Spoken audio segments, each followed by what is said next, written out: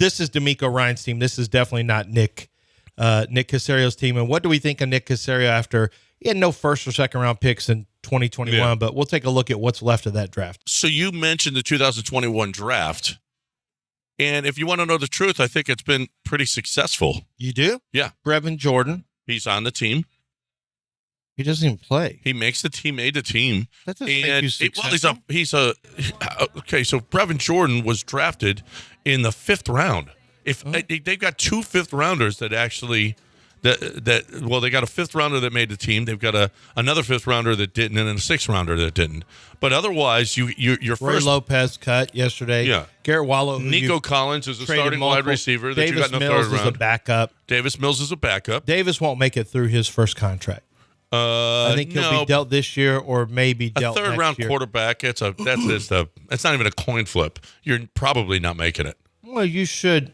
Well, but they shouldn't have drafted a quarterback there. Well, you knew you weren't going to. You knew there was another draft coming up. You were throwing at a dartboard. That's all. But you had so many holes in your roster that you should have gotten the best player on your board with the 3rd pick. Your roster was really terrible at that point.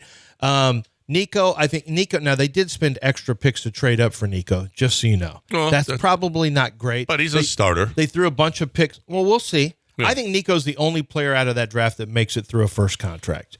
Brevin Jordan, I think they've been looking for a tight end and haven't been able to find it. Yeah, I don't think they're going to be. And remember, this is not these guys. This team has nothing to do with that draft. So there is no D'Amico. D'Amico Ryan said, "Yeah, you're not good enough." Roy Lopez gone. And Roy did. It's a 6th-rounder, whatever. Those guys are fighting for their jobs every year. Garrett Wallow, to me, I always hated that they kept trying to move up. They kept packaging picks, and they ended up with Garrett Wallow, who, I wrote the guy up. He's a super high character football guy. He can play on some special teams, but he didn't even stick it out beyond 2 years. This is it on Garrett Wallow. I just think Nick, and then you move to the next year, and you got Derek Stingley and Kenyon Green in the 1st round. I don't think Nick's going to, Nick won't be, I don't think Nick's the general manager next year. Is he going to be in his president role or whatever? Maybe so. But I don't think Nick's going to be the evaluator. Well, let's see how this one turns out.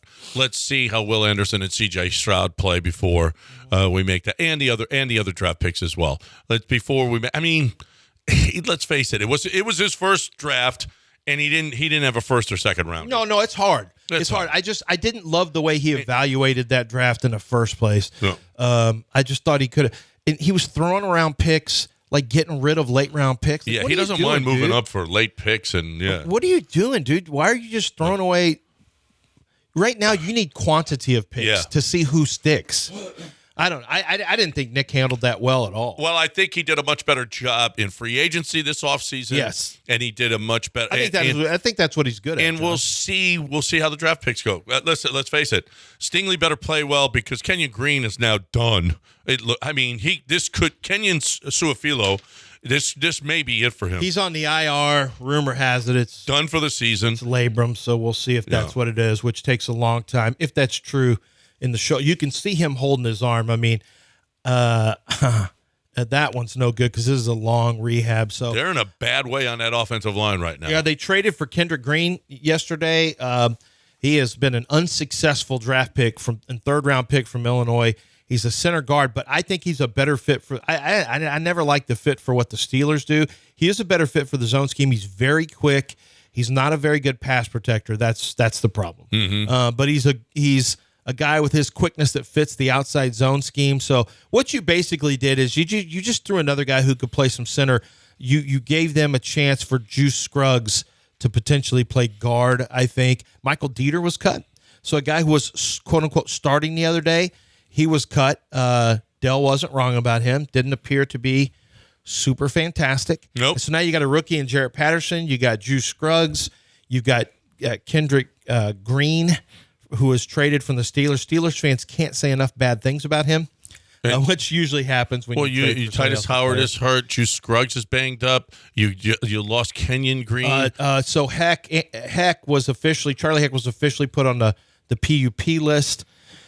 You have George Fant right now. You have Josh Jones right now. You have, obviously, Titus Howard's going to miss at least the first week, if not more. Tunsil is, where he is. Shaq Mason's fine. But you're not. We have to wait and see what they're doing at left guard and center right now. Yeah. And Titus Howard may find. And himself by the way, right tackle may not be all that great Titus either. Howard may find himself back at guard. There's an outside chance. I mean, they just paid him, but they may have to go best possible solution. If Fant can be okay at right tackle, maybe Josh Jones gets looked at a guard. Maybe they look at bumping Titus back down to guard for the time being, but.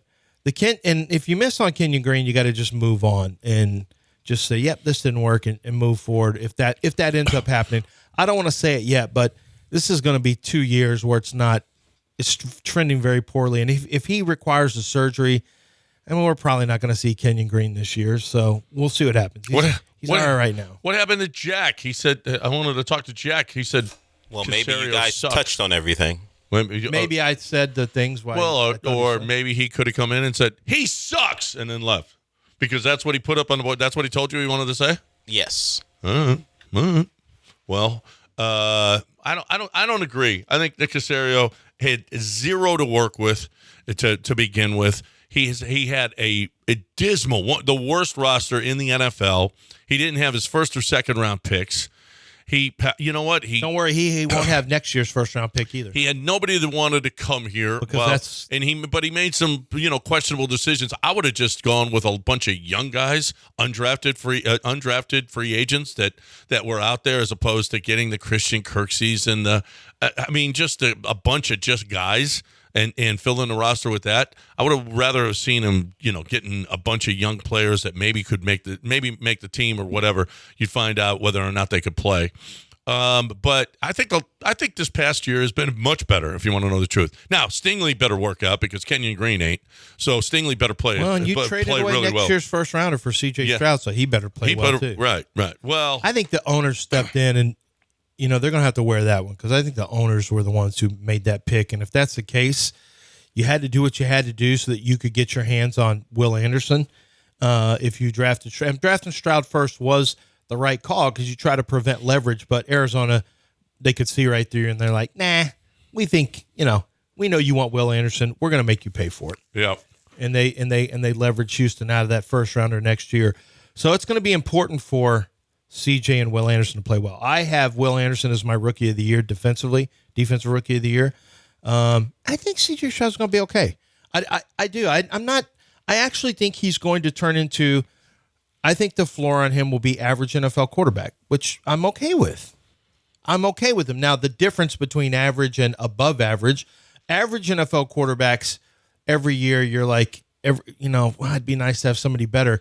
But I'll take that as a floor. I think that's floor. I think his ceiling is higher. I was really encouraged by the last game. I am, but you're not facing. No, and you're not facing any. They didn't game plan. Like I think the Ravens are going to be a really rough game. They didn't. That's going to be a really rough game. Really rough game. It's a rookie quarterback, and guess what? You're just not going to be good. But their schedule, look. He could possibly win some football games here. They're not. This is one of the easiest schedules in the NFL. There are wins out there if he can play decently. And what I saw in week 2 against Miami and what I saw in week 3 against the Saints, wow, I think there's some encouragement there. Oh, 100%. Absolutely. I need to see what happens when he faces, I think left guard's not going to really be the left guard and center. Best case scenario, you're working with a rookie, maybe a veteran tackle who's being bumped down to guard and a rookie center in Juice Scruggs. That's the best case scenario for you. Worst case scenario, you're working with either a late round rookie pick in Jarrett Patterson and potentially Juice Scruggs at left guard, or you're working with a cast off from another team in Kendrick Green and Juice Scruggs at center, or, vice versa, or at guard, or vice versa. I think that the interior pass rush is going to be a problem for CJ. I don't love that. So, I'm a little concerned about how CJ does. It's not going to be optimal. He's not going to have great separators. Tank is going to be an impressive player. I think Tank is going to be an impressive player. And I think CJ Stroud, how he handles whether or not the tight ends, this is a big tight end potential offense for, tight ends have typically done well in this passing game. Owen Daniels, think about Owen, think about obviously George Kittle. Tight ends can do well in this offense. We say it's the Kubiak offense. Just think of it that way. And tight ends can do well. Who's going to be the tight end that can step up? Dalton Schultz should. Yeah. I think Dalton Schultz should be a big-time target for a rookie who needs to get comfortable. I think you'll be surprised if Brevin Jordan's going to do some. I think it's going to be Tegan Coteriano, because one thing you have to be in the 12 formation is you got to be able to block. Brevin Jordan's not a blocker. Ask Dell. He'll tell you he's not a blocker. Well, and you also got to be able to catch some passes. So we'll see if they're going to use them as weapons down the field. I think Brevin Jordan is probably that guy more than Coteriano. We'll see. Did we see Brevin Jordan in the pre? I don't even remember seeing him. Yeah. Are you sure he's still on the team? Yes, he's still on the team. Right. Yes.